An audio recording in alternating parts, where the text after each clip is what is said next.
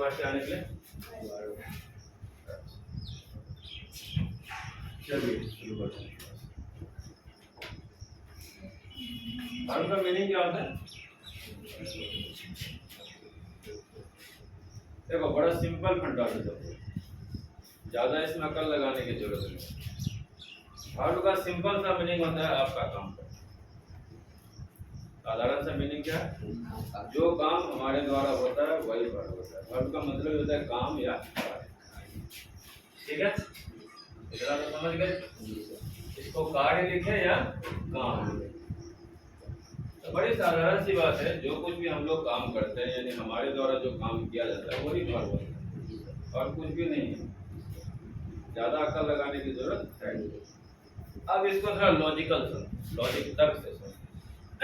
जैसे मान लो कोई काम अगर आप करते हैं तो काम कहीं से शुरू होता है। जैसे अभी मैं बोर्ड पे लिखना शुरू किया, जब ये मैं वर्ब कार्य काम सब लिख रहा था तो मेरा काम तो हो रहा था, नहीं हो रहा था।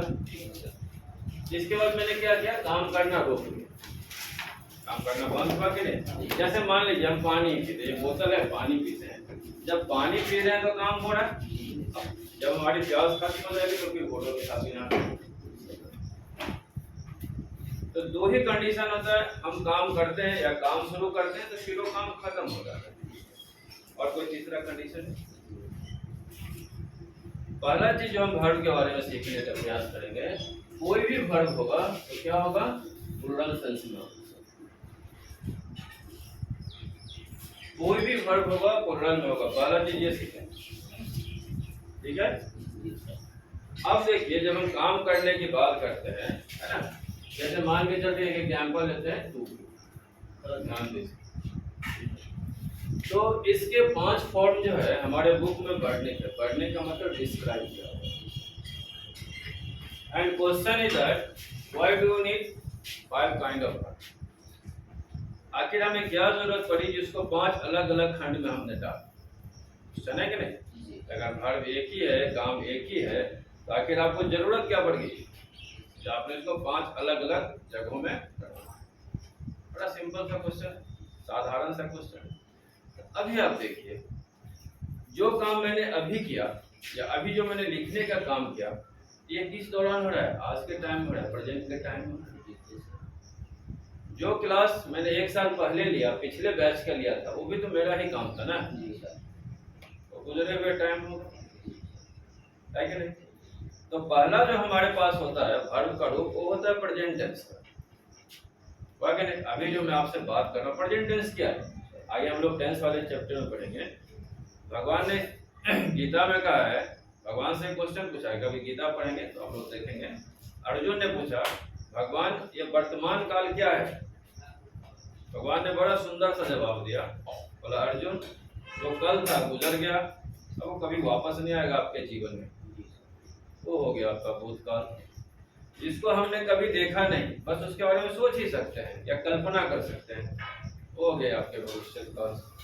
और अभी और मैं और आप दोनों आदमी जो बातचीत कर रहे हैं ना, यही वर्तमान काल, यही प्रेजेंट है।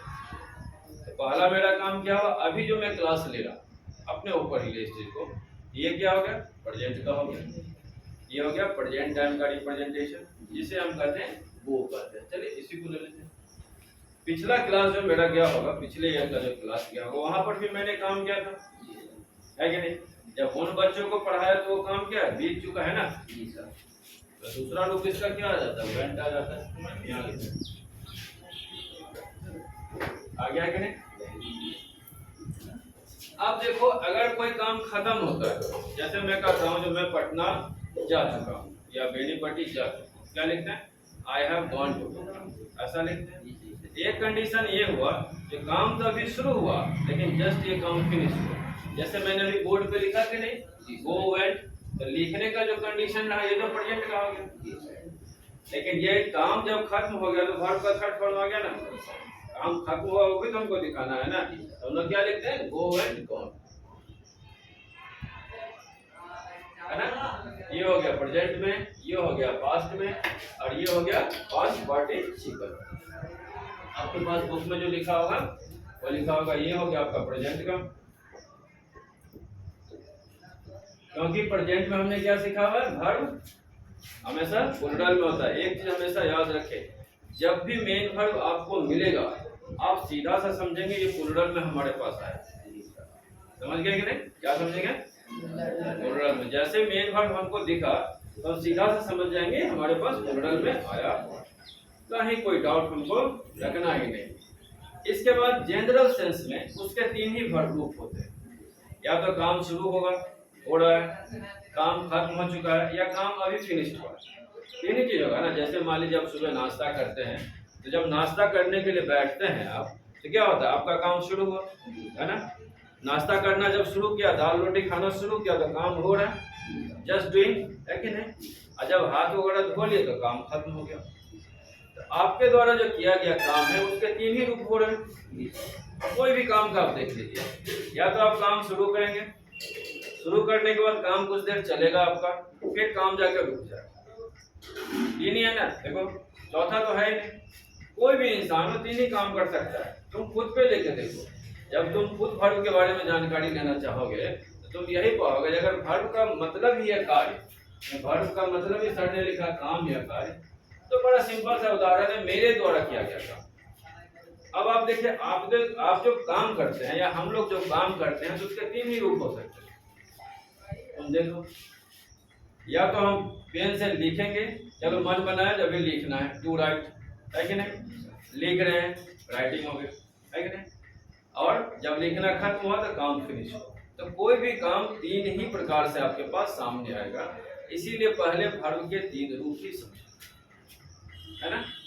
काम शुरू होगा, चलेगा, काम खत्म, पूरा का पूरा टेंस इसी में, इसी लॉजिक में पूरा टेंस है। तो हम क्या करते हैं, पहला जो हमारे पास आएगा वो आएगा प्रेजेंट के फॉर्म, ठीक है।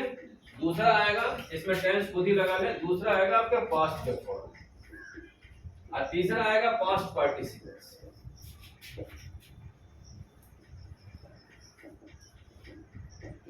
तीन हमारे पास आएंगे, प्रेजेंट, पास्ट या पास्ट पार्टिसिपल्स। पास्ट पार्टिसिपल्स का सीधा सा मतलब है जो काम हो चुका है, ठीक है। पास्ट पार्टिसिपल्स का सीधा सा मतलब है काम हो चुका है। अगर मैं कहता हूँ आई हैव ईटन, इसका मतलब है मैं खा चुका हूँ। आई हैव गॉन, इसका मतलब है मैं जा चुका हूँ, जो कि अगले टेंस वाले क्लास में और भी अच्छी तरह से समझ में आएगा। अब हमारे पास बच गए 2 रूप, है कि नहीं। अभी मैंने आपको बोला था एक रूप जो था वो गोइंग का रूप है, चौथा रूप। क्यों? क्योंकि काम कुछ देर चलता है। प्रेजेंट पार्टिसिपल्स की जब हम बात करते हैं तो गोइंग जो हुआ आपका प्रेजेंट पार्टिसिपल्स है, ठीक है। यहाँ हमने क्या देखा, जब आईएनजी वाला फॉर्म होता है तो काम कुछ देर चलता है। I am going to market, तो सीधे मार्केट थोड़ी पहुंच जाएंगे, कुछ देर तो चलेंगे ना भाई, कुछ देर साइकिल से, मोटरसाइकिल से कुछ तो करेंगे। जब हम खाने के लिए बैठते हैं तो थोड़ी देर भी तो खाते हैं, ऐसा थोड़ी है कि बार ऐसा कोई करता है सीधा थाली उठाया मुंह में पलट लिया। इतने बुद्धिमान कहीं मिले हैं आपको? नहीं ना मिले हैं। तो अगर खाना ही खाते हैं तो कुछ तो ड्यूरेशन होता है ना, टाइम ड्यूरेशन का। जब टाइम ड्यूरेशन है तो वहां पे आईएनजी फॉर्म काम करता है, जो आप पढ़ेंगे टेंस में, प्रेजेंट कंटीन्यूअस वाले सेंस में। तो जब आईएनजी फॉर्म है आपका तो ये हो गया आपका V4, और इसको क्या कहते हैं, नहीं, इसको कहते हैं प्रेजेंट पार्टिसिपल। इसको कहते हैं प्रेजेंट पार्टिसिपल, आपके बुक में भी है, इसको कहते हैं प्रेजेंट पार्टिसिपल। पीपी कर देते हैं, कोई दिक्कत नहीं। अब हमारा आखिरी बच गया क्या, SES फॉर्म। अब देखो इसको बनाना हमारी मजबूरी क्यों है, हमने इंग्लिश में सीख के रखा हुआ है क्या, तो भैया अगर सिंगुलर सब्जेक्ट होगा तो सिंगुलर वर्ब ही इस्तेमाल करेंगे, प्लूरल सब्जेक्ट होगा तो प्लूरल वर्ब। ये सीखा हम लोगों ने। अगर मान के चलिए हमारे पास सिंगुलर सब्जेक्ट है, अब वर्ब हमारा प्लूरल है, तब तो अब जरूरत है ना वर्ब को सिंगुलर बनाए। सोचने का प्रयास कीजिए, हमने क्या सीखा, SSPP का रूल है हमारे पास। ये रूल इंडिया में नहीं पूरे वर्ल्ड के अंदर चलती है, पूरी दुनिया में यही रूल चलती है, SSPP का ही रूल चलता है। सिंपल सा लिखा है, अगर आपका सब्जेक्ट सिंगुलर हो then use to singular verb, अगर सब्जेक्ट प्लूरल है then use to plural verb. अब हमने क्या पढ़ा है, हमारा जो वर्ब है ये तो ऑलरेडी प्लूरल में, सब्जेक्ट हमारा सिंगुलर में है। अब हमें जरूरत पड़ी ना इसको सिंगुलर बनाने की, तो इसको सिंगुलर बनाने के लिए सिंपल से हम लोग यूज करते हैं S और ES। तो पांचवा फॉर्म हमारा क्या हो जाता है, गोज, है ना। अब यहाँ देखिए V1 V2 V3 V4 V5 चलते हैं। वो हो गया आपका V1, वेंट हो गया आपका V2, है ना, गॉन हो गया आपका V3 और गोइंग हो गया आपका V4 और गोज हो गया आपका V5। अब मुझे बताओ इसमें कोई कंफ्यूजन है? आप लोग बताओ वर्ब को आप कैसे आइडेंटिफाई करोगे? कितना सिंपल तो है, जो हमारे बुक में भी ऐसे लिखा हुआ है, समझ गए? तो बच्चों को पढ़ के समझ में नहीं आती है, सिंपल सी बात है। कोई भी वर्ब होगा 5 रूप होगा, समझ गए? 3 तो हमने देखा है, काम शुरू होगा, चलेगा, खत्म होगा। 3 तो हमने ऐसे ही देख लिया, है कि नहीं? तो जब काम करने के लिए जाएंगे तो प्लूरल में होगा, है ना। जैसे हम कहते हैं राइट का, ठीक है, तो राइट का कहते हैं WRIT, राइट मतलब लिखना, ठीक। दूसरा, अगर मान लीजिए ऐसा तो थोड़ी है कि जिंदगी आज ही शुरू हुआ है, ऐसा तो नहीं है ना, जिंदगी तो सनातनी लोगों की चल रही है। तो जो टीचर आज से 10 साल पहले किसी को पढ़ाया होगा तो वहां तो राइट यूज नहीं करेगा, रूट यूज करेगा, है कि नहीं? टॉस्ट यूज करेगा, सेकंड फॉर्म यूज करेगा। तो पास्ट टेंस को भी हमको निर्धारित करना है। तो एक रूप हो गया आपका राइट का, रूट हो गया। अभी जो मैंने काम खत्म किया, है ना, I have written a letter, मैंने एक पत्र लिखा है। अभी जो मैंने काम खत्म किया उसके लिए तीसरा फॉर्म हमको रखना पड़ रहा है, ईडी वाला फॉर्म रखना पड़ रहा है, ठीक है। अभी देखिए, अभी जब मैं लिखने का काम कर रहा हूँ, जब मैं लिख रहा हूँ, शब्दों को उसमें पिरो रहा हूँ, तो उस टाइम क्या आईएनजी का फॉर्म आ रहा है, वर्ब का चौथा रूप। अब पांचवा हमारी मजबूरी है एससीएस, क्योंकि हमने पढ़ रखा है तो सिंगुलर सब्जेक्ट तो singular verb, plural subject. Logic समझ में आया? इसी लॉजिक पे सारा कॉन्सेप्ट है। ये 5 ही वर्ब होते हैं, यानी वर्ब नहीं 5 होते हैं, वर्ब के रूप 5 होते हैं, सॉरी, वर्ब के यही 5 रूप है, छठा रूप है ही नहीं। क्योंकि मनुष्य की क्रियाएं इस 5 रूप से ज्यादा बढ़ती नहीं, हम लोग यही 5 रूप पे जाकर रुक सकते। अगर आपसे कोई एक्सप्लेन करने के लिए कहे तो अब आप क्या एक्सप्लेन करोगे? कोई बताओ, अपने ऊपर लेकर के बोलो ना, अपने ऊपर। देखो, हम जो कुछ भी पढ़ते हैं या सरकार हमें जो कुछ भी पढ़ने के लिए कहती है उसके पीछे कुछ ना कुछ ऑथेंटिक रीजन है, वो हमें कुछ बताने का प्रयास करता है। कभी देखो, जो किसी को सोना चांदी का मैप मिल गया, नक्शा मिल गया, तो नक्शा के पीछे दौड़ता है। क्यों दौड़ता है? क्योंकि नक्शा वो रास्ता उसको बताता है जो कहाँ पे सोना चांदी का खजाना रखा हो। इसी तरह बुक में जो बातें लिखी हुई है वो आपको रास्ता बता रही है कि यहाँ पर ये ज्ञान है, यहाँ पर ऐसे करते हैं, वैसे करते हैं। हमें उसके मैप को समझना है और फिर उसके पीछे दौड़ना है, लगे रहना है। अब कोई बताएगा क्या क्या है इसमें? नहीं समझ में आया? चलो एक बार और एक्सप्लेन करते, समझने का प्रयास करो। चलो कोई एग्जाम्पल, इसी का एग्जाम्पल लिखते। कितने सुबह में कब उठते हो? 5 बजे? श्योर? 100%? ठीक, 5 बजे उठता है, जो भी नित्य क्रिया होती है, फ्रेश होने के बाद ये बंदा बैठ गया टेबल पे, ठीक है। अब इसको इमरजेंसी में कोई मेल करना है या कोई टाइपिंग करनी है या किसी को लेटर भेजना है, तो जब ये काम शुरू करेगा, यानी अभी काम शुरू नहीं हुआ है, टाइपिंग का काम शुरू नहीं हुआ, ठीक है, कंप्यूटर पे टाइप करना शुरू नहीं हुआ, तो वहां पे तो टाइप ही रह जाएगा, प्लूरल फॉर्म आ गया।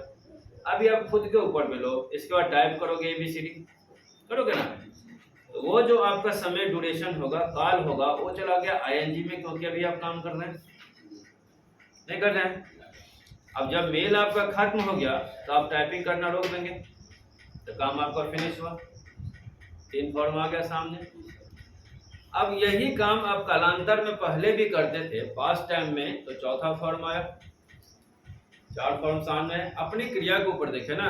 अब 5वां आपका मजबूरी, SCS आपको लगाना ही पड़ेगा, दूसरा इलाज है नहीं। वो भी एक चैप्टर है इसमें, सिंगुलर से प्लूरल कैसे बनाए, एक चैप्टर है, उसको भी डिस्क्राइब करें। तो ये 5 तरह से फॉर्म हमारे सामने आ जाते हैं। अब भी समझ में नहीं आया? अरे यहाँ देखो, जैसे मैंने लिखा ना, ये आपका प्लूरल फॉर्म हुआ क्या? जैसे कहते हैं आई हैव गॉन, मैं जा चुका हूँ। अगर सेंटेंस होगा आई हैव टू गो, इसका मतलब होगा मुझे जाना है। आई एम टू राइट, इसका मतलब होता है मुझे लिखना है। ऐसा ही पढ़ते हैं हम लोग। क्यों? देखिए, इसके पीछे जैसे टू आ जाता है तो प्लूरल फॉर्म में आ जाता है। सेंस ही बदल जाते है ना। इंग्लिश तो ऐसे ही कहते हैं, बहुत कंफ्यूजन लैंग्वेज है। अभी तो नहीं, आगे पढ़ोगे ना तो ऐसा लगेगा जब नाउन का रूप अलग है, वर्ब का रूप अलग है। यानी नाउन में जब हो गया तो उसका मीनिंग अलग होता है, वर्ब में गया तो उसका मीनिंग अलग हो जाता है, समझ गए। ऐसे लगभग वर्ड्स के साथ होता है, इसीलिए कहते हैं इंग्लिश थोड़ा कंफ्यूजन। अब यहाँ पर देखो, यहाँ से आप काम शुरू करना चाहते थे तो वो लिखा। एक टाइम ऐसा भी था जब वो अपने काम खत्म कर दिए। जैसे आप कहेंगे जो मैं बेनीपट्टी गया था या मैंने इस काम को किया था, तो चले गए पास्ट में। तो पास्ट वाला अगर मैं रिप्रेजेंटेशन आपको करना है तो V2 को ही करेंगे ना, वेंट को रोट को ही करेंगे ना। पास्ट में मैं पत्र लिखता था, है ना, आई रोट ए लेटर। मैं पत्र लिखा, आई रोट ए लेटर, है कि नहीं? ऐसा ही होगा।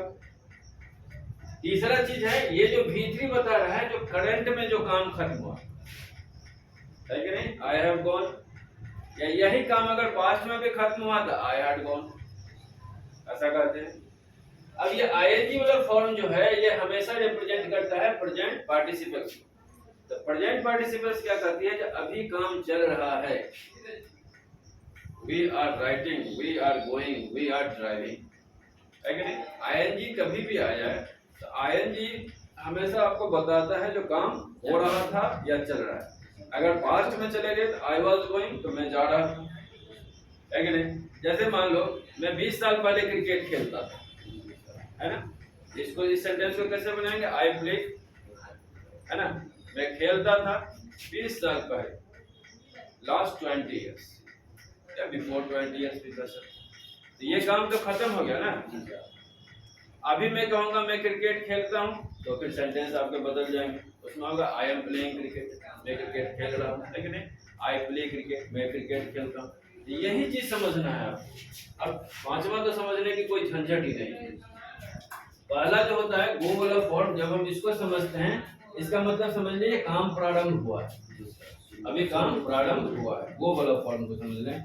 वेंट वाले फॉर्म को आप ऐसे समझें जो काम किसी जमाने में खत्म हो चुका था, ठीक है।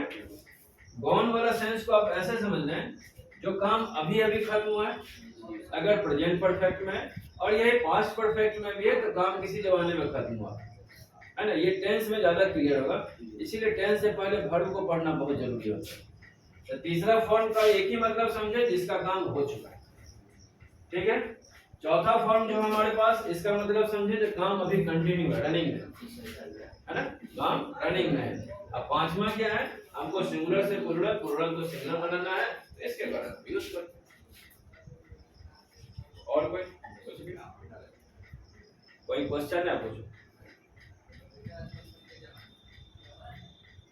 मैं जो हमेशा एक बात करता हूँ, जब चैप्टर शुरू करते हैं तो आप लोग घर से पढ़िए, इसीलिए कुछ पढ़ के आएंगे ना तो आपके पास कुछ ना कुछ स्किल होगा, कुछ ना कुछ सही समझ, नहीं तो उल्टा समझ भी तो लेके आओगे ना, कुछ तो समझ लेकर के आओगे। इसी में हमेशा करता हूँ तो चैप्टर को घर से पढ़ के, और दूसरा ज्ञान में सब बच्चों को देता हूँ, जब भी पढ़े ओरिजिनल। हम हमारे पास जो बच्चे आते हैं या जो मार्केट का सिचुएशन है, इसमें होता क्या है, अब फर्स्ट डे से लेकर के बस एग्जाम की तैयारी करते हैं। फर्स्ट डे आज आपने कोचिंग ज्वाइन किया, एग्जाम की तैयारी शुरू, यानी एक साल पहले का टारगेट आप बनाना शुरू। ये बिल्कुल गलत प्रोसेस है। 10 महीने तक एग्जाम की तैयारी ना करें, मैं वीडियो भी डालूंगा। 10 महीने तक एग्जाम के बारे में सोचे भी नहीं जो ज्ञान देना। 10 महीने तक सिर्फ ओरिजिनल बुक पढ़ें और ज्ञान बटोरने का कोशिश करें। ये ज्ञान अगर आपने बटोर लिया ना, तो वो जो 2 महीना हम लोग पढ़ेंगे वो ऐसा लगेगा जो कुछ पढ़ना ही नहीं है, जस्ट फॉर्मेलिटीज। मैंने जाएंगे एग्जाम में बैठेंगे, लिखेंगे, अच्छा मार्क्स लेके आएंगे, क्योंकि इसके पीछे हमारा 10 महीने का मेहनत है।